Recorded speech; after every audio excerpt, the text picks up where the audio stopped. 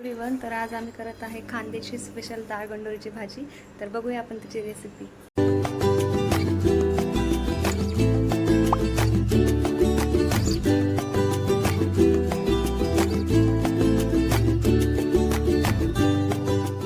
So welcome to my kitchen. आणि डाळ गंडोळीच्या भाजीसाठी आपण आता घेत आहे पालक आणि आंबट चुका. तर आता ह्या दोघांची जी भाजी आहे त्याची रेसिपी मी तुम्हाला दाखवते, त्यासाठी स्टे ट्यून. सर्वात पहिले पालक आणि आंबट चुका छान स्वच्छ पाण्याने धुवून घेतलेला आहे.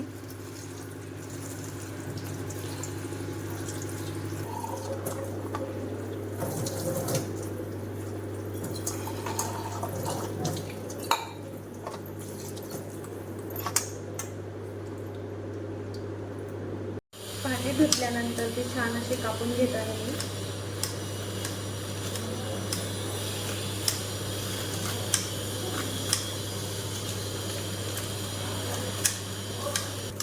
पालक कापल्यानंतर मी आता आंबट चुका पण कापून घेते.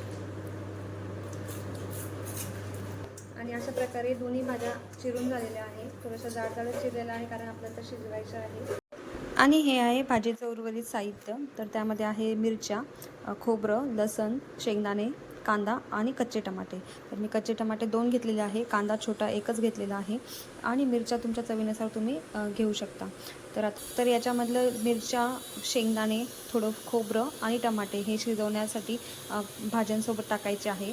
आणि लसण, कांदा आणि थोडंसं खोबरं हे वाटून घ्यायचं आहे.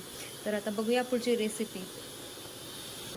तर सर्वात पहिले चिरून घेतलेल्या भाज्या कुकरमध्ये टाकायच्या आहेत. भाज्या शिजायला टाकायच्या आहे आणि सोबत आपल्याला तुरीची डाळ वापरायची आहे. तर आम्ही आता 4 जण असल्यामुळे असे 4 हे तुरीच्या डाळीचे असे माप घेत आहे. म्हणजे 4 जणांच्या भाजीला फक्त एवढीच डाळ घ्यायची आहे आणि तुम्ही तुमच्या मापानुसार डाळ घेऊ शकता. म्हणजे 6 जणांचे असेल तर तुम्ही 6 आपल्या 5 बोटांमध्ये बसेल तेवढी डाळ घ्यायची आहे आणि 6 त्याचे माप घ्यायचे आहे. तसेच 2 जणांचे असेल तर तुम्ही 2च घेऊ शकता. तसं आपल्याला जेवढी भाजी करायची आहे किंवा जेवढ्या जणांची भाजी करायची आहे त्यानुसार ह्या डाळीचे माप घ्यायचे आहे. तर मी आता तसं एवढीच मी डाळ घेतलेली आहे आणि आता ही डाळ स्वच्छ धुवून शिजायला टाकत आहे.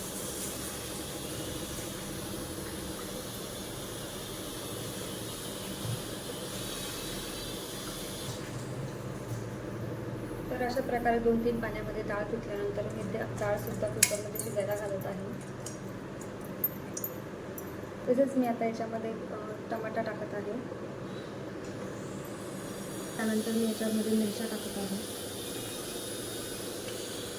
खोबरं थोड्याच प्रमाणात टाकत आहे कारण बाकीचं खोबरं वाटायला घ्यायचं आहे.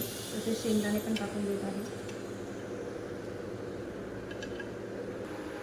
तेच 2-3 ग्लास पाणी टाकल्यानंतर भाजी जी आहे ती शिजायला ठेवत आहे. गॅस मी मीडियम ठेवलेला आहे आणि आपल्याला याच्यात 2-3 शिट्ट्या करून घ्यायच्या आहे. त्यानंतर आपण कांदा चिरला होता भाजीसाठी वाटण्यासाठी. तो कांदा, अर्धं खोबरं जे आपण अर्धं शिजायला टाकून पण अर्धं उरलेलं ते खोबरं, लसण हे वाटून घ्यायचं आहे. त्यानंतर कुकरची फक्त पहिली शिट्टी झालेली आहे आणि अशा आपल्याला 2 ते 3 शिट्ट्या करायच्या आहे जेणेकरून डाळ व सर्व जे आहे म्हणजे पालक आणि आंबट चुका ते शिजून जाईल. आणि अशा 3 शिट्ट्या झाल्यानंतर मी गॅस बंद केलेला आहे. आणि हे अशा प्रकारे आपल्या सर्व भाज्या शिजलेल्या आहेत. आणि आता शिजलेल्या भाज्या आपल्याला ग्राइंड करून घ्यायच्या आहे.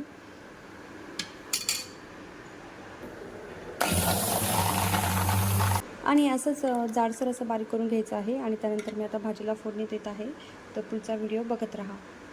आणि आता फोडणीसाठी मी घेतलेला आहे जिरं, मोहरी, कढीपत्ता आणि खानदेशी स्पेशल दीपक मसाला. तर चला आपण आता भाजीला फोडणी देऊया. तर त्यासाठी आम्ही आता कढई ठेवलेली आहे, त्यामध्ये तेल टाकत आहे. तेल तापल्यानंतर त्याच्यामध्ये टाकत आहे मोहरी फुटल्यानंतर त्याच्यात टाकत आहे जिरं, नंतर कढीपत्ता,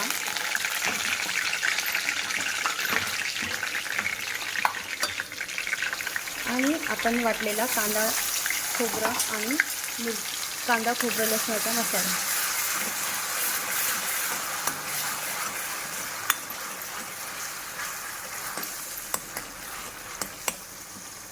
तर आता हा कांदा खोबऱ्याचा मसाला चांगला परतू द्यायचा आहे. तर आता हा मसाला परतल्यानंतर याच्यामध्ये मी दीपक मसाला टाकलेला आहे.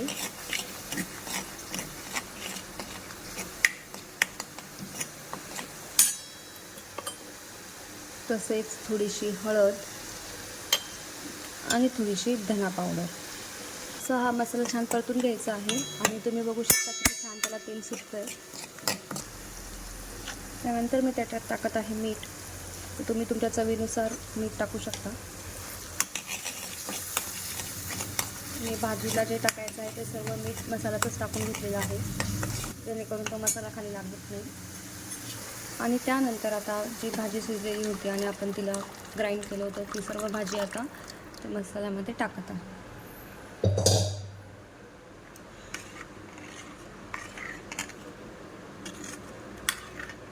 आणि यानंतर आता भाजीला उकळी येण्यासाठी ठेवून द्यायचं आहे. आणि अशा प्रकारे भाजीला उकळी आलेली आहे आणि आपली जी भाजी आहे ती रेडी झालेली आहे. तर आता भाजी झालेली आहे आणि मी गरमागरम पोळ्या करत आहे. आणि आमच्याचा स्पेशल मेनू होता खानदेशी स्पेशल डाळगोंडरची भाजी, आणि ती भाजी अशी बनलेली आहे. आणि आता भाजी एवढी छान म्हणतात त्याच्यासोबत कांदा लिंबू नको का, म्हणून काकडी कांदा लिंबू पण चिरलेला आहे. आणि आता आम्ही जेवण करतोय. तुम्हाला आजचा हा भाजीचा व्हिडिओच्या रेसिपीचा आवडला असेल तर व्हिडिओ लाईक आणि चॅनलला सबस्क्राईब करा. थँक्यू. बाय.